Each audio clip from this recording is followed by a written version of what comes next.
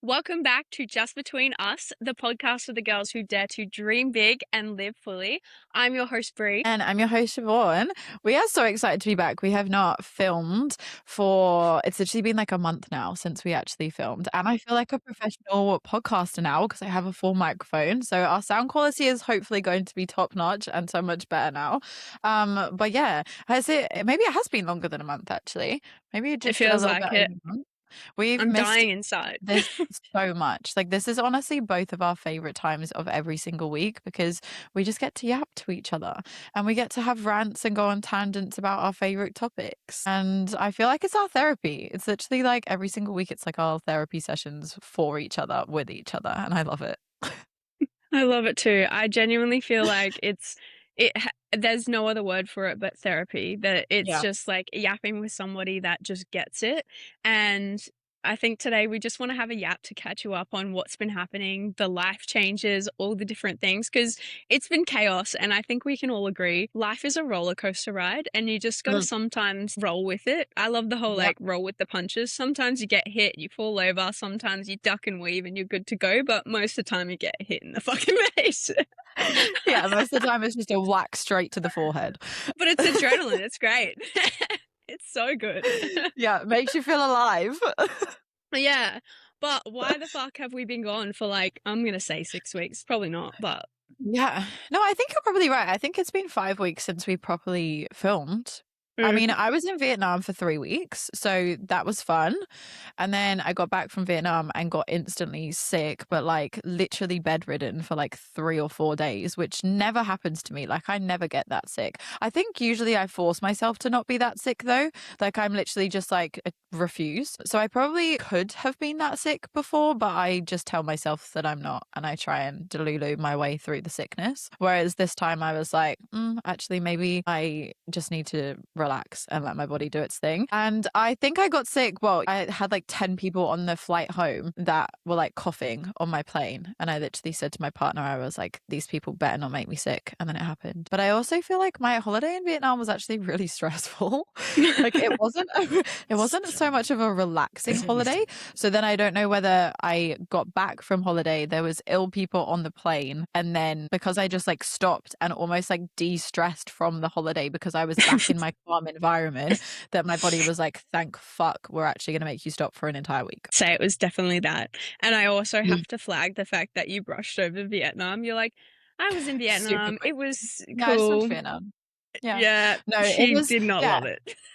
Well, yeah. I mean, it was great. I mean, any holiday is great. Like, I love exploring the world. Like, that is obviously such a privilege that I have, that I can just go to different places and I'll literally never stop traveling. But Vietnam, I don't think is for me. Like, the place itself, I had a great time in certain places. We did a 3-day motorbike tour around the whole of like the north of the country called the Ha Giang Loop. And it is like, if anyone goes to Vietnam ever, it will be the number one thing that I recommend. Like, I would literally tell people purely to go to Vietnam to do that motorbike tour around the north because I think it's like the most beautiful scenery that I've ever seen in my life. So highly recommend that. And it was so fucking fun just being sat on the back of a motorbike for 3 days, getting driven around all these amazing places. And they were like obviously the least touristy places ever because you're in the mountains. So that was great. Loved every second of that. If we could have basically just gone to Vietnam to do that and then maybe like chilled in one other place for a while and then come home, I probably would have done that, to be honest. And I Should mean have no come to difference. Thailand. It's just, I don't think it's my place. It was very touristy, in my opinion, in a lot of the different areas. And like, not gonna lie, that I don't really love humans that much. So when there's like a big amount of humans all in the same place, it's not my favorite. Yeah, public spaces, I can't do it. I hate cities. I Yeah. can't do it. It's not for me. It just Mm, feels stressful and chaotic and people in your bubble. And it's not a yeah. them thing. It's a purely a me thing Yeah. of like, just get out of my space. Just go I away. can't do it. Just go Yeah, away. I really love to go traveling to like experience the other countries' like culture, right? And to see other places and how other people live and like the beautiful scenery and the architecture from different places. But I just feel like that almost gets ruined when the place is too touristy because Yeah. when the place then tries to make their country or their city or their towns more Western, that's not what I want to go and see. Like I don't, Why would I I'm not leave my currently there. country? Yeah, like there Yeah. was one of the, I would say the prettiest places that we visited is called Hoi An, and the town itself is gorgeous. Like the architecture is amazing. There's beautiful like flowers and trees everywhere. And then at night it becomes like a complete tourist trap. And there's like whole one side of the river, which is like bars and pubs for other countries. Like there was an Australian pub, there was an Irish bar, and there's just like big flashy lights. Like it looked like a like mega strip. And I was Mm, like, this place is so gorgeous. But then because it's so touristy and they've made parts of it so westernized, obviously to bring more money in, which helps them to thrive, but just for some like visiting there, like I loved it during the day and I loved the vibe of the Vietnamese town, but then as soon as it became like westernized or too touristy, I was like, I'm out, I don't want to do this. yeah, that's literally, I reckon well, it's like Thailand as well, where they have the massive streets of, you can tell there's just strippers or prostitutes or whatever, and Yeah.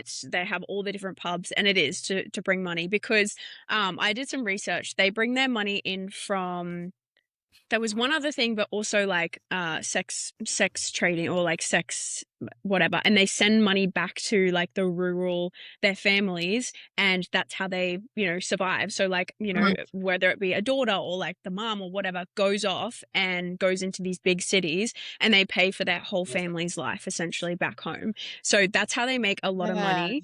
And that's then crazy. obviously like, yeah, to other tourist stuff. I can't remember what the other thing is, but they were like the two biggest things of why they make so much money.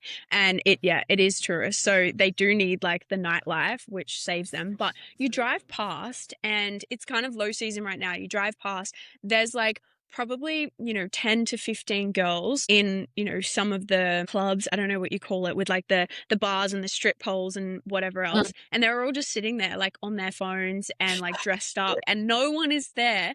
But like, I understand from their perspective, you'd be so like, I'm here because I have to be. It's not like this Yeah. is enjoyment, like any sort of industry like that. So Mm. yeah, it's a completely different side of the world that just is so Yeah, different. yeah, it is crazy. But no, I obviously had a great time and there was so many different aspects that was so good. And like I loved the smaller towns that we went to. I loved being in the mountains and being like on the nature side, but it was just as soon as we went anywhere that was like touristy, I was like, no, it's not for me. And as you said, it's like a complete me problem. Like there's so many other people that I know that were like obsessed with Vietnam. But I think it's a really kind of like fun part of traveling as well as you go to explore and experience different places and you kind of learn more about yourself as well. Me and my partner both had a conversation when we got back and we were like, we actually want to just like have holidays in the next couple of years, which are like a little bit more bougie because Mm. we're like, we've done the backpacker thing, right? We've both backpacked around multiple different countries and we're almost at a phase in our life now that we kind of want a little bit more calm, a little bit more peace, a little bit more bougie experiences because like we can afford that now. And we're at a phase in our life where that's possible for us, but we've never really experienced that side of traveling too. It's all just been like a lot of backpackering, and we're like, okay, maybe we're done with that now. Yeah, I Get feel over like, that kind of travel. yeah. You did you ever think of your parents when they were always like so picky about certain things, and you're like, why are you so like, don't be so annoying, just go with the flow? And now I'm like, my God, I'm becoming my parents. I know what I like. I'm very adamant on not doing what I Yeah. don't like. I've become my Yeah. mom. Yeah. No, 100%. The other amazing thing that I did in Vietnam though was got new tattoos. So good. The I cheapest haven't thing even, you have to show ever. me. Oh, I haven't? Wait, let's see if I No, can show I've you seen without like photos, but completely flashing myself. So I got my wow, big the dragon detail. tattoo, um, which I That still is haven't named her, stunning. but I Oh, love do you her. name all your tattoos? All my like animal-y ones. I've got a snake and I've got a tiger and now I've got the dragon. So Yeah. I need to name her, but she needs a cool name because she's sick. But yeah, I got her and then I got a hand tattoo as well, which says no rain. Oh, you can't even see it, which says no rain, no flowers with little butterflies. And they were great. I want to get the matching. I would honestly recommendation for people to travel to Vietnam. Go do the 3 day or 4 day motorbike tour around Ha Jong Loop. Get some tattoos because they are ridiculously cheap, and then fly home. I like that.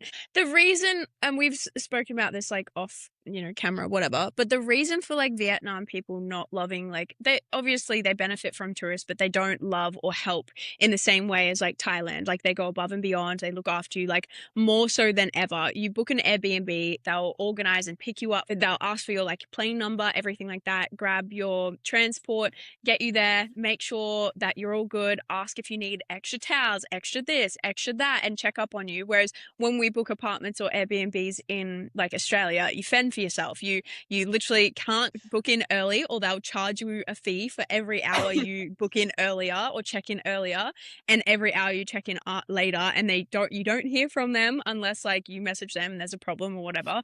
And I just feel like it's so different. Like the culture, they just love people and looking after people, and they want to communicate with you, and they don't get mad at you if you don't know their language, which I'm trying to learn like a little bit, but they appreciate even the smallest bits, and they'll grab out their phone and try and figure it out with you. But I know you mentioned, Chev, they'll literally just like ignore you in Vietnam. Yeah.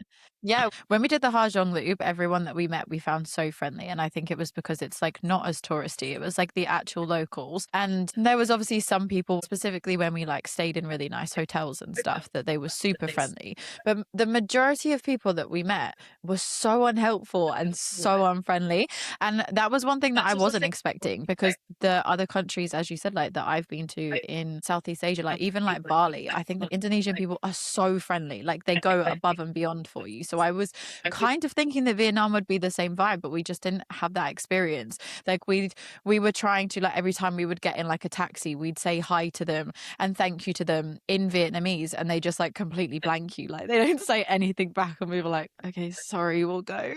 Yeah. But we just found them really unhelpful. Like we'd be trying to talk to them or trying to make conversation or try and be friendly to them, or even sometimes obviously like it's difficult when you're in a foreign country and you're trying to figure out where to go or where things are, or you might need to ask for help. And we just found people were just like so blank, like not willing to even like try and help, which then just made the trip a little bit more stressful, because we were like, we're in this country and no one will help us. We just need to stay in our hotel room because we can't figure anything out. Feel like it's that is like the culture shock is actually crazy. Like living in Thailand now for I think almost 6 months. I'm really ready to leave. And Mm. the only reason, and I think a lot of people would love it and live here long term, is because we don't have a massive group of friends. Like we have a couple of friends, and also it's low season. Like everything you do in Thailand, you go outside. It's like sunshine, like you walk around. It's not really a great time. You're stuck inside if it's raining. You can't even walk to get a massage. Like it's torrential rain. It's not really that nice. But also like just walking around, I love Thai people, but being a foreigner in another country, you just don't feel like you belong in any way. So it doesn't feel like home. And it is so chill. It is just like too chill to the point that I feel unmotivated to do certain things. And yeah, I'm very ready to go and surround myself with like the hustler mentality, like the people that are working hard and pushing hard, because I love doing that and I want to do that. And I also feel like it's insane how much human connection and sunshine will make or break your mood. Like I know I'm not depressed, but I get signs of that right now. And that is just not me. That's just not who I am. But it's like lack of vitamin D, which a lot of people lack in their lives, as we know, which is why it's a supplement you need to take, or ideally get sunshine. But then the other thing is human connection. Like even just chatting to Shev, like for the first time officially, we had like an hour, 2 hour yap a couple of days ago, and I already felt 100 times better, because chatting with someone who gets you, who understands you, and just like those conversations where you do get ideas and you feel productive, like that just stimulates me so much. So I know all these things, but really knowing and feeling it and experiencing it firsthand, how much it's actually affected my mental health and even my energy. I feel tired all the time because I'm not stimulated by those conversations and just like human connection with people. My pretty much one friend in Thailand had to go back home for like 6 weeks, and I haven't seen her still, and I'm currently stuck in Bangkok. The reason why I'm here is Yeah, because tell I us your lost chaos. my God, it's been a roller coaster ride. I lost my US passport and we want to go there at the end of the year. and I'm a dual citizen. My parents had my sister and I over there when we were young. I'm not American, clearly, but I was born there, raised in Australia, and I want to go over there and see if it's like a place I'd love to like experience and live instead of, Thailand, or like I'm just traveling around because why not? And then I booked my appointment. We flew to Bangkok, and then I'm reading through the documents on Sunday night. My appointment's on Tuesday, and I'm meant to have my physical, not photocopy, but like physical, real birth certificate and extracts and all these things. And I'm like, oh my God, it's not going to get here in time. And it's with my partner's parents. I called her and she like express shipped it first thing on Monday, but they said 5 days. So I extended my appointment to Thursday instead of Tuesday. It says it's here and I still haven't received it, and it's Friday. I've rebooked my appointment for Tuesday, and Kyle's flying back to Phuket and I'm staying here, which I'm excited for, just like to have, my own time, my own space. We do everything together and God love him so much, but at the same time, it's so nice just to be in your own presence and remember that you've got yourself. And I think it's just like a self-confidence thing as well. And I just really enjoy my own time. So as much as it's crazy, it's all going to work out. But I also only just got this US passport after 24 years last year. So it's less than a year. And then prior to that, I think 2 years ago, I went to go on my solo trip to Japan, and same thing happened. Couldn't find my passport anywhere. I got my passport express shipped. My friend called everyone to try and do something, not through Australia Post or DHL. It was like through a specific company that literally one person grabs it and takes it to you. It arrived 2 p.m. on Friday, and I flew out on Sunday early morning. I've had like the craziest stories about passports. It's just like a curse, but at the same time, like this sort of stuff used to freak me out. I'd be so stressed. I'd be like really frustrated and anxious, and I couldn't do anything else. But I'm now at a point Wait, you didn't where, even tell the best part of that story. wait, what is the best part of the The story? fact that you missed 2 flights to join. Oh, God. yeah. Okay. So on our way to Bangkok, we got there on time, all good, everything's okay. Forgot the one thing, our passports. So we wouldn't make it with enough time. So we went home, collected our passports. We're like, oh, we'll sit down, we'll do a little bit of work, and then we'll leave. And the traffic was so bad, we missed our second flight. So we were like, we'll just stay in the airport and like wait around and get on the next flight. But now they can't split passengers. So Kyle's flying back with Ghost Bre, and I've had to rebook a whole nother flight because they wouldn't split us and book us separately. Oh, it's just been wild. And thank God it's Thailand and it's just like a 1 hour flight. Otherwise, like my poor bank account, even still my poor bank account. But the good thing is, I don't know if this is like the universe looking after me, but our aircon here, my laptop would be sitting here. But for some reason it was out on charge on the dining room table, and it starts dripping and there's this like massive puddle here. So thank God my laptop wasn't there and broken. But they were like, we're going to refund you 30%. Like, just because that we didn't ask, they just like, we'll get a handyman and refund you 30% just because. And that covers my flights and my Airbnb to stay. Not the other missed flights, but that's on us. But oh my God, it's just been one thing after the other. And I do believe like when it rains, it pours. But at the same time, this stuff would have driven me crazy and I would have just been like a nervous wreck. But now it's just like, I feel like the more you travel, the more you do things, you're like, it's going to be okay. It's not the end of the world. If you stress over it, you're actually just going to look back at this memory and not laugh, where I can laugh right now. And at the same time, life's just going to be chaotic no matter what. And there's worse situations out there going on. But, I'm laughing about it now. It's ridiculous. I actually don't know if I've known anyone to ever miss 2 flights. Neither. Neither. Like, What a I dumb feel like thing. 1 is, like, doable, right? There's so many people that miss 1 flight. Yeah. There's so many things that can go wrong that are, like, out of your hands. But, like, to then miss your second flight, like, the universe was just really not on your side that day. I just think we Just just are really stupid missed you. and just I would rather work than like catch a flight. Like, let's just Yeah. keep working. Oh fuck, look at the time. Oh God. But anyways, that's my chaos. But also we are going to Dubai in a few months' time. just before the Sheath Rise retreat, which we are so excited for. Oh, there's actually so many exciting things happening, which is why I feel like you can't get down when shit happens. Shit is going to happen regardless. But Yeah. yeah, all three of us, so our new coach Kat, Shev, and myself are all going to be at the retreat, and I am so freaking pumped. We've been planning it, and I feel like the planning part gets like super exciting, but we Mm. are going to do a in-person podcast, or ideally a few, whilst Shev is over in Thailand, and it's going to be so epic. I'm very, very keen. So many cool Yeah. things happening. I'm so excited to yap with you like in real life. Like I'm just gonna hold your hand the entire time that we're filming, Oh, just as I can. I feel We're like just I'm going gonna to feel do that. awkward. Like you're a real human body I'm gonna make you generating feel heat nervous and because I'm sat energy. right there. I feel like maybe a little bit. Like the first time I'll be like, oh, I'm like staring into I your don't know how to do eyes. this anymore. Yeah, because like I can stare at myself and I can stare at you, Mm, and then it yeah, doesn't get the long, awkward, weird eye contact. But when we're in the, I'm just gonna be like that's talking with so like, true. We're literally just gonna be like death staring at each other from yeah, across the it's a table. whole different ball game.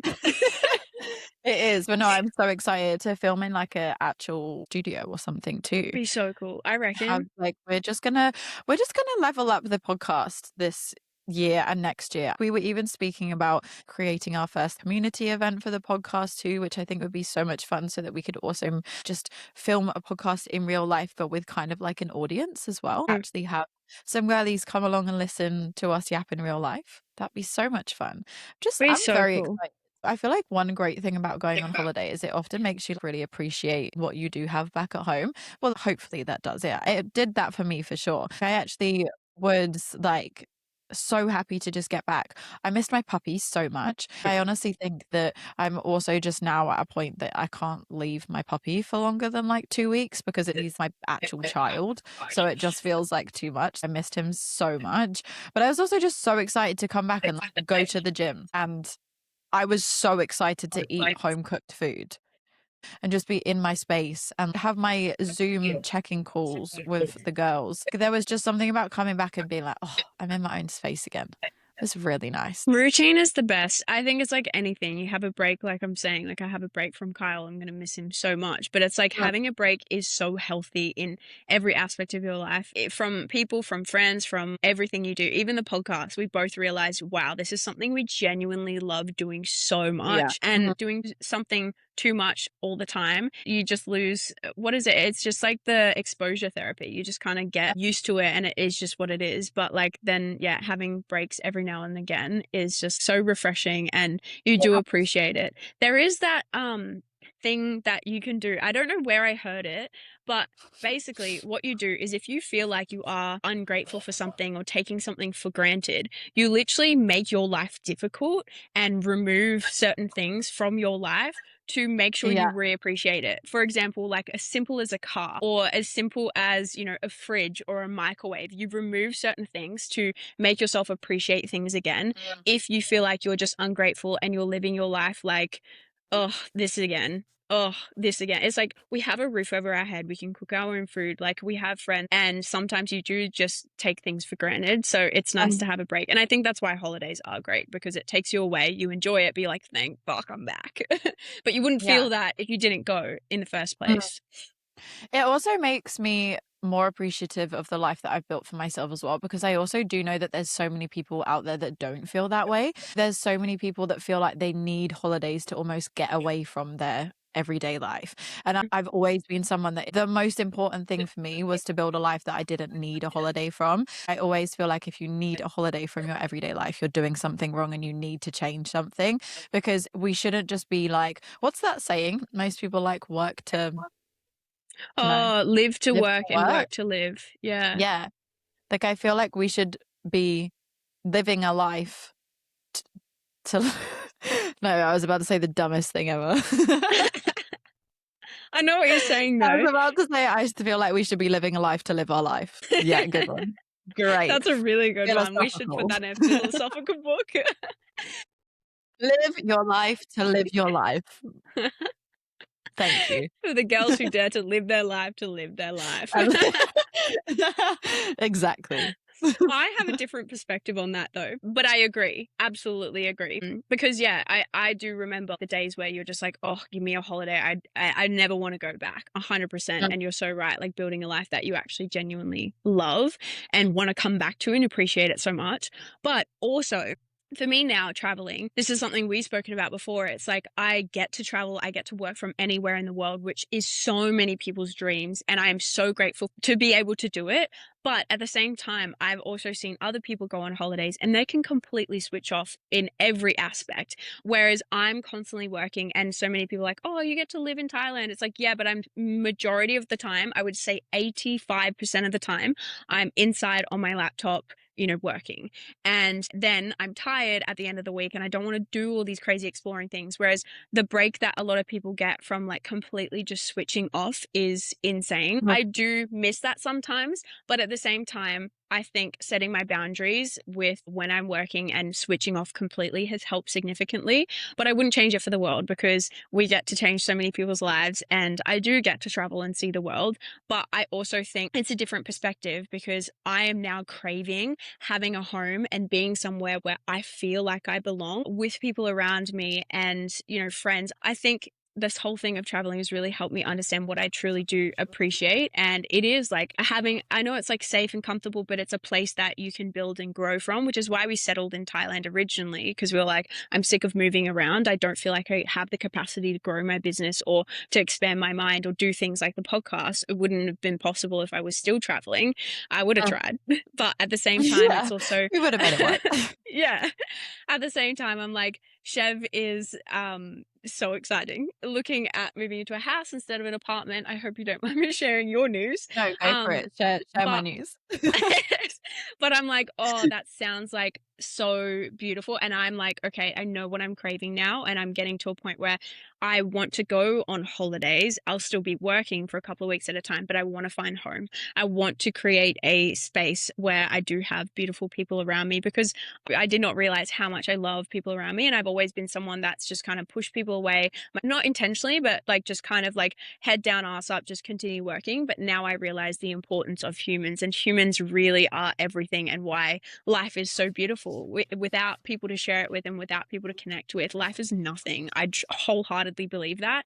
So now I'm in a position where I'm like, I know what I want. And it's taking me, all these years and traveling experiences to figure out who I am, what I love, what I value. And now I can start to create that life and build it from there. So I think it's such a beautiful thing, but it's a completely different kind of perspective as well.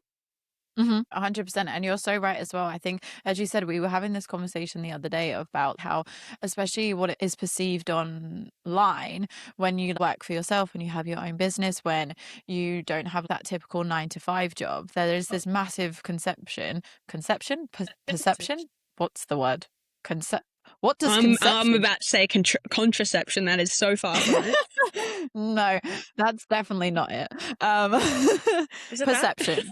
Perception. There's this Yeah. massive perception that it just means all the time we have more freedom, and that couldn't be further from the truth, in my opinion. I think, yes, there's to a certain extent working for yourself, having your own business, not working that typical 9 to 5 kind of lifestyle. It gives you more freedom in the aspect of you can go and live in different places. You can relocate to other places easier because we're not tied down to one place specifically. But then when it comes to kind of like the freedom aspect of people thinking that because we have our own business or we work online, that we only work a couple of hours a week and then the rest is free time. I think that is one of the biggest misconceptions that people have. I would say that working a normal 9 to 5 almost gives you more freedom in most aspects of your life.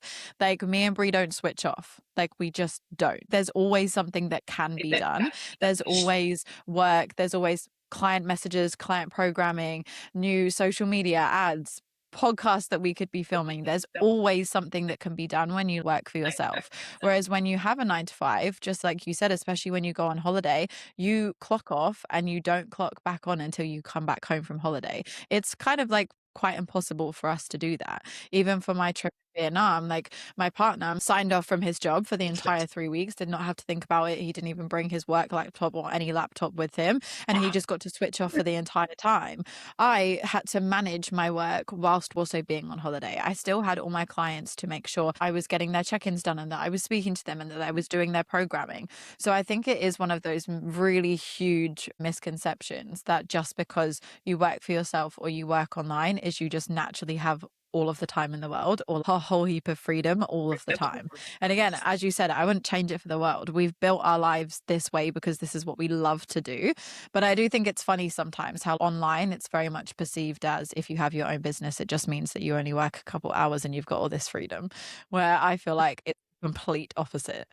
Yeah, 100%. And something that in the last few weeks, which has been a good time for us to kind of switch off, I've had some shit go down with my, it sounds really bad, some shit go down with my hormones because of just like the stress, the pushing, the go, go, go.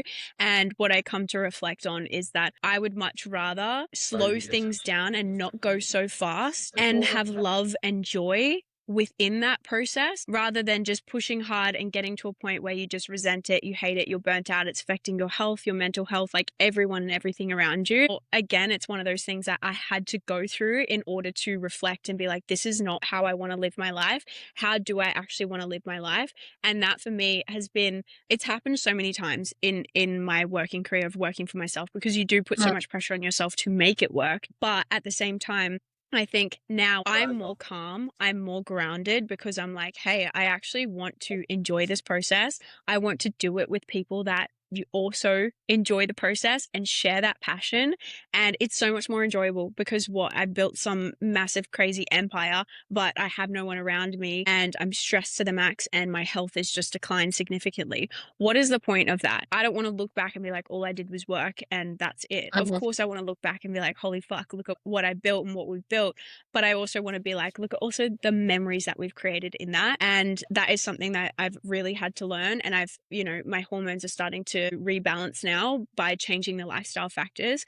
But it was also something that I wanted to express in the way that it's just like fat loss. You know, how people like try and do it hard and fast and, the extreme dieting and everything like that, which we've all tried. It's the exact same. If you continue to do it that way and you never learn how to integrate it into your lifestyle, then you'll never actually be able to sustain it long term. So for me, that's how I kind of related it and explained it to myself logistically, where I had to actually understand it and go, if you keep living your life this way and you don't change your lifestyle, then you're going to keep ending up in this position where your hormones, your mental health is going to be affected. So how can you change things and shift things in your life to make you actually enjoy it, but still grow, but still be able to work it, 80%, 90%, 100% instead of 150% and then going back to 40% at some time. So I think it kind of also relates, like hard and fast is not always the best way. It's doing it in a way that's sustainable. It does take a little bit more time, but how much better it is for everything, everyone,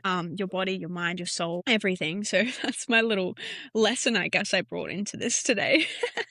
Yeah. Basically, what we're saying is work hard, but do it from a regulated state rather than a chaotic state. Yeah. You sum that up really, Give really well. yourself some peace. Give yourself some time and patience to achieve the things that you want to achieve. They don't have to be done as fast as possible if it means that you're not going to enjoy the process in getting there. And like that's literally the entire point, right? What is actually the point of life if you're not going to enjoy it along the way? Let's wrap it up. Thank you for listening. If you're still here at the end of this, thank you so much. It's literally been 40 minutes of us talking about our life. So we hope that you enjoy the update. We've had a great time. We're so happy to be back. We'll see you in the next one. Bye.